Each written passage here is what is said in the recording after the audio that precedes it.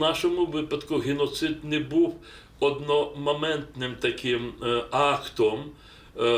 Він продовжувався десятиріччя. 45 років нас насильницьки утримували у місцях вигнання. 45 років цілісний народ жив вимушено за межами своєї батьківщини в умовах відсутності шкіл з рідною мовою навчання, в умовах заборони використовувати власну самоназву. Кримські татари, це заборонялося.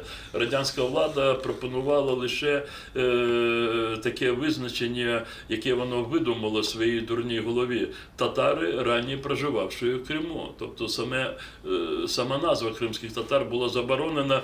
Письменники, які писали свої твори про Крим, цензори сиділи і вимарювали будь-які згадки про Чорне море, про кипариси, про гори, бо це нагадувало про кримських татар в Криму.